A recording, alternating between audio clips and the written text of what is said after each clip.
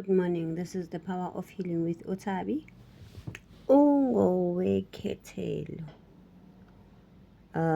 It is a beautiful Thursday morning. Or a cold Thursday morning, but yeah, it's beautiful still. I wanna ask, why are we so comfortable with isimo sokuhlupheka, guys? Why are we getting comfortable with isimo struggling? Why are people getting so comfortable with it? Our generation is getting too comfortable for izinto wrong. Okay, I saw a video where residents were fighting with why ama-shops wama-foreigners avalwa because bayakwazi ukuthenga ushukela we-2 rand, bayakwazi ukuthenga ikhofi le-3 rand, bayakwazi ukuthenga amatamati we-5 rand. And I got a bit worried ukuthi why are they so comfortable with that situation?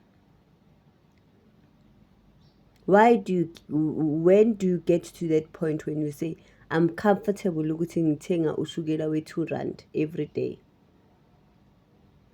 So it brought me back to this thing yokuthi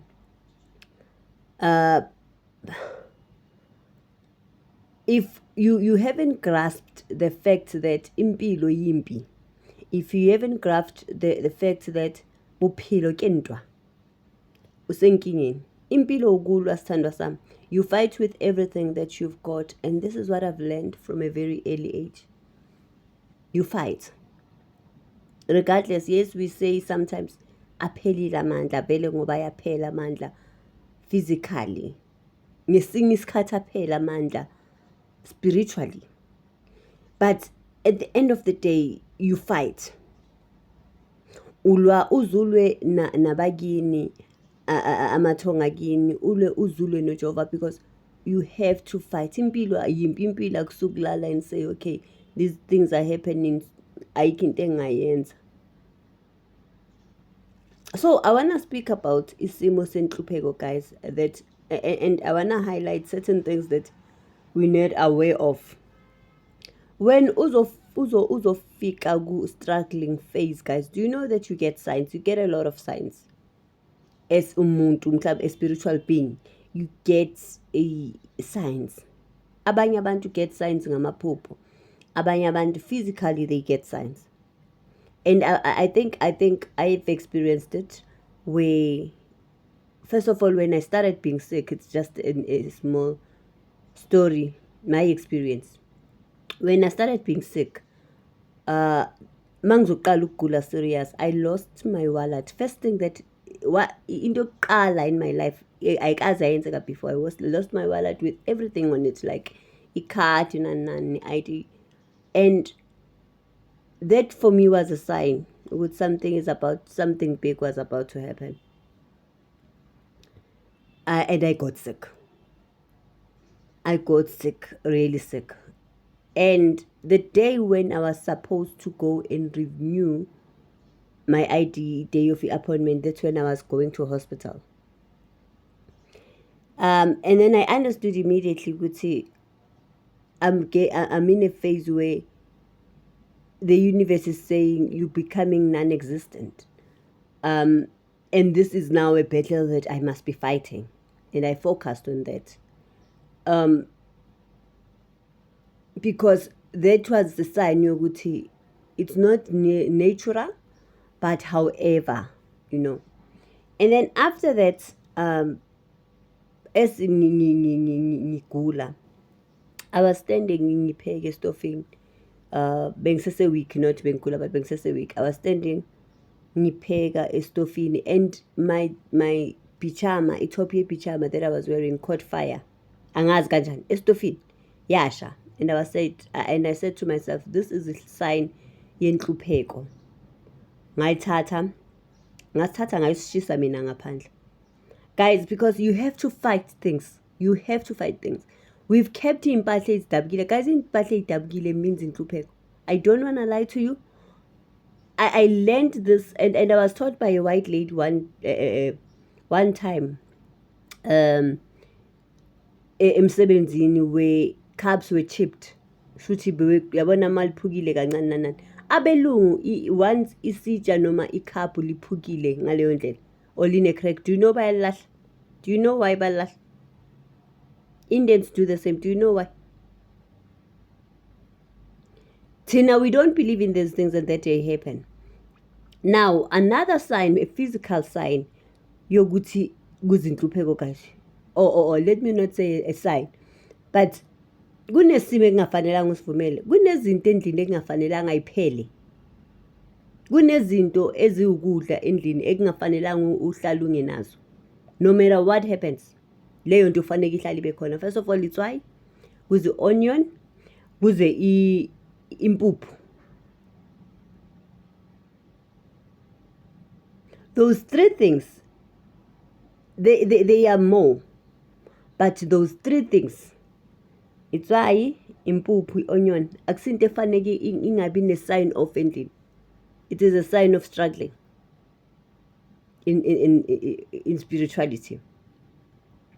Now, kunesisho futhi umuntu kunento ukuthi abantu abahlale bayisho bathi uzohamba eduze nesicathulo. Do you know what that means?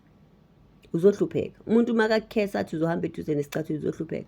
And then kube namaphupho, guys, ayi-2 that indicate struggles in your life. And abantu abaningi have, before they get into the struggling phase, have seen these things. Kunephupho where uziphupha wena or uphupha umuntu, a certain person, agcoke impahla engcolile. That is an indication of inhlupheko. Kunephupho where you dream of ispace or iroom lakho or ligcwele izinto, ligcwele udoti. That is not a good dream. That is not a good dream. Kugcwele izinto, sometimes uthola ukuthi kugcwele impahla. It depends on the context, the content of the dream. But kugcwele impahla, kugcwele izinto, kugcwele, yeah, kuhlangahlangene. It's not a good dream. Kunephupho where you find yourself naked in that dream. Not because you're engaging in anything, in any intimacy, but uziphuphe unqunu wena or uphuphe mhlambe omunye umuntu anqunu in a dream. It's not an indication ukuthi uyakuthakatha, but ku-indication of something is coming, and it's something bad.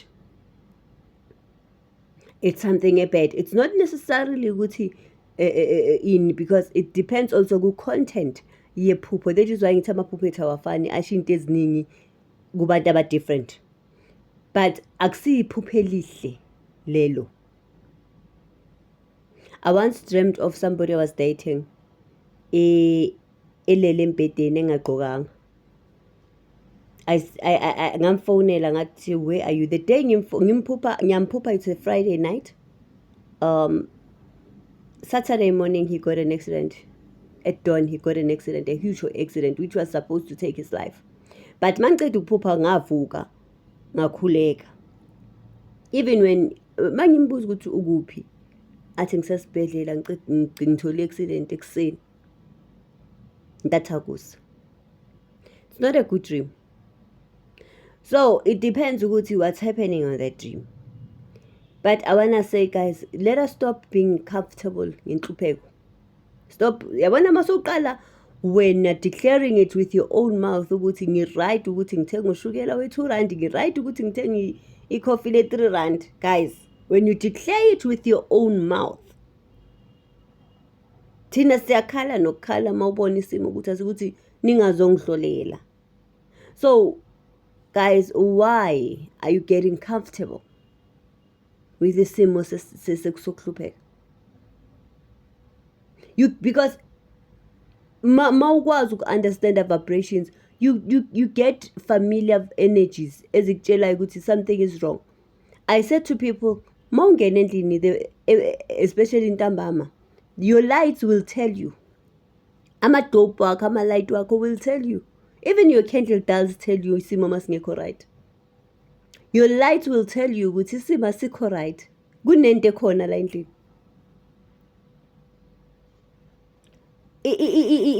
Ama-vibrations of your space ekhaya or umuzi wakho in tells you ukuthi no man, something is wrong. Uthi uyangena isimo se-struggling guys, uthi uyangena endlini uzwe kubanda. Uzwe kubanda, not because it's cold outside and it's winter, but uzwe ukubanda okuhlukile futhi. It's not a good sign. But people will sit and say, yonke into right, as long as ngingakaboni nix with the physical eye, yonke you're getting signs that khona isimo esizayo and you are ignorant of that. Into obujwayele ukuthi ihlala ikhona endlini uma ngale lento ayisabibikho. Guys, you're getting signs all the time. Yini any ignorant to those signs. So please don't be comfortable ngendaba ngesimo kuso. Because mind you, even if when you give up and say I'm done, your kids will still experience the same thing. It descends. Your kids will still experience the same thing when you became comfortable with. Your kids will be exposed to shuyela 2 rand no 3 rand. That's what when you have declared in your life, in your legacy, in your story. Please don't be comfortable with the situation, yabo.